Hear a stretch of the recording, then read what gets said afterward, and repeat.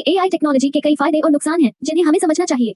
फायदे: 1. बेहतर निर्णय लेने में मदद। एआई सिस्टम बड़े डेटा सेट का विश्लेषण कर सकते हैं और इससे बेहतर निर्णय लेने में मदद मिलती है। 2. उच्च कार्यक्षमता। एआई सिस्टम मानव कर्मचारियों की तुलना में कहीं अधिक तेजी और कुशलता से काम कर सकते हैं। 3. खतरनाक कार्यों में मदद। एआई रोबोट खतरनाक कार्यों को करने में मदद कर सकते हैं जिससे मानव जीवन को बचाया जा सकता है। 4. नवीन समाधान। एआई सिस्टम नए और अभिनव समाधान प्रदान कर सकते हैं जो मानवों के लिए मुश्किल हो सकता है। नुकसान: 1. रोजगार पर प्रभाव। एआई टेक्नोलॉजी से कई पेशों पर प्रभाव पड़ सकता है जिससे बेरोजगारी बढ़ सकती है।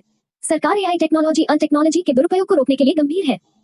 ये स्पष्ट है कि सरकार एआई टेक्नोलॉजी के दुरुपयोग को रोकने के लिए गंभीर है और इसके लिए वह कठोर कदम उठाने को तैयार है। मेटी की एडवाइजरी में दंडात्मक कार्रवाई का जिक्र करना इसी बात का संकेत है।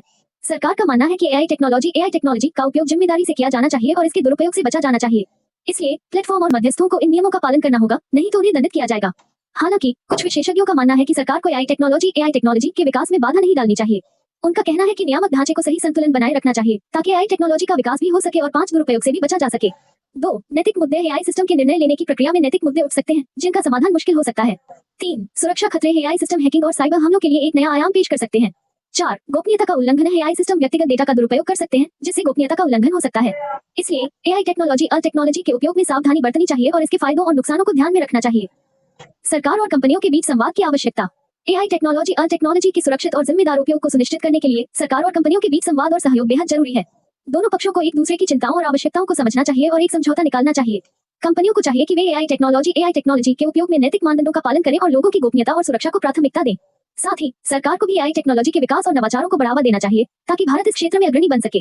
कुछ विशेषज्ञों का मानना है कि सरकार को एक स्वतंत्र नियामक निकाय का गठन करना चाहिए जो एआई टेक्नोलॉजी के उपयोग पर नजर रखे और इसके दुरुपयोग से बचाव करे। ये निकाय सरकार और कंपनियों के बीच एक मध्यस्थ की भूमिका निभा सकता है और एक सही संतुलन बनाए रख सकता है। आगे की राह। एआई टेक्नोलॉजी का भविष्य बेहद उज्जवल है, लेकिन इसके साथ ही कई चुनौतियां भी हैं। हमें इस टेक्नोलॉजी के फायदों और नुकसानों को समझना होगा और इसके सुरक्षित और जिम्मेदार उपयोग को सुनिश्चित करना होगा। सरकार और कंपनियों को मिलकर काम करना होगा और एक ऐसा नियामक ढांचा तैयार करना होगा जो एआई टेक्नोलॉजी के विकास को बढ़ावा दे और साथ ही इसके दुरुपयोग से भी बचाव करे। नागरिकों की भूमिका भी महत्वपूर्ण है। उन्हें एआई टेक्नोलॉजी के बारे में जागरूक होना चाहिए और इसके उपयोग में सावधानी बरतनी चाहिए। साथ ही उन्हें अपनी गोपनीयता और सुरक्षा की रक्षा करनी चाहिए। कर्ज के तौर पर कहा जा सकता है कि एआई सामान्य प्रश्न FAQ क्यों क्या एआई टेक्नोलॉजी का उपयोग करने के लिए सभी कंपनियों को सरकार से अनुमति लेनी होगी?